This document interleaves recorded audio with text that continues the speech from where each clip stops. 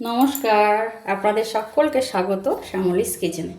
আজকে আমি একটা সাউথ ইন্ডিয়ান খাবার সুজির উপমা করব, কিন্তু আমার স্টাইলে। চলুন পেঁয়াজ কাঁচা লঙ্কাগুলো কেটে নিয়ে রান্নাটা শুরু করছি। পেঁয়াজ কুচি করে নিচ্ছি।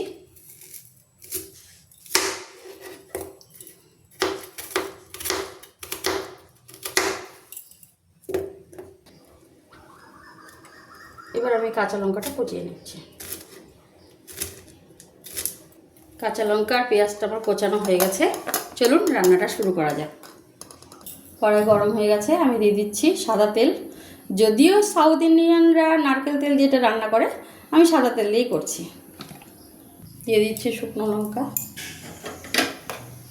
দিচ্ছি সর্ষে, দিচ্ছি একটু ডাল। যদিও এটা ছোলার ডাল বা অন্যান্য আরও ডাল দিয়ে রান্না করা যায়, আমি আমার স্টাইলে করছি। আমি আজকে অন্য ডাল ব্যবহার করলাম। এবারে দিচ্ছি কয়েকটা কারি পাতা, দিয়ে দিচ্ছি কেটে রাখা পেঁয়াজ আর কাঁচা লঙ্কা। হালকা নেড়ে নিয়েছি। এখনই আমি সুজিটা দিয়ে দিব এর মধ্যে, আর একটু ভেজে নেব আমি সুজিটাকে। এই রান্নাটা অনেকভাবে করে। এর মধ্যে চাইলে আপনারা সবজি ভেজে নিয়েও যোগ করতে পারেন, ওটাও খেতে খুব ভালো হয় এবং ভিটামিনযুক্ত খাবার। সুজিটা আমার মোটামুটি ভাজা হয়ে গেছে। এবার আমি জল যোগ করে দিচ্ছি।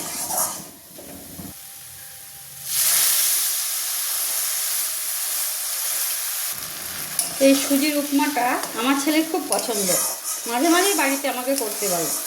আমরা সাউথ ইন্ডিয়াতে অনেকবারই ঘুরতে বা কাজের সূত্রে বলুন গিয়েছিলাম। সেখানে গিয়ে আর কি আমার ছেলের এই খাবারটা খুব পছন্দ, তখন থেকেই এর উপর আর কি প্রেম। সাউথ ইন্ডিয়ান খাবার অন্যান্য খাবারগুলো অতটা কার কেমন লাগে আমি জানি না, কিন্তু ইডলি ধোসা, এই যে উপমা, উত্তাপম, এই ধরনের খাবারগুলো কিন্তু আমাদের বেশ ভালোই লাগে। এবারে দিচ্ছি পরিমাণ মতো লবণ। যেহেতু সুজির কোনো আলাদা কোনো স্বাদ নেই, তার জন্য মিষ্টি সুজি করলেও যেমন মিষ্টিটা একটু বেশি দিতে হয়, এই ঝাল সুজি করলেও লবণটা একটু বেশি দিতে হয়। আর এর সঙ্গে আমি একটু সামান্য চিনি অ্যাড করব। দিয়ে দিচ্ছি সামান্য একটু চিনি স্বাদটাকে ব্যালেন্স রাখার জন্য আর কি। রেডি আমার সুজি বা রাভার উপমা। এবার এটাকে আমি নামিয়ে নিচ্ছি। হয়ে গেছে আমার রাভা বা সুজির উপমা।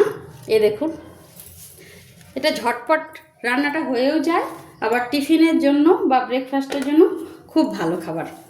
আমরা তো সবাই পছন্দ করি। আপনাদের কেমন লাগলো রেসিপিটি অবশ্যই কমেন্টে জানাবেন। তাহলে আজকের মতো এখানেই, দেখা হচ্ছে খুব তাড়াতাড়ি পরের কোনো ভিডিওতে। টাটা।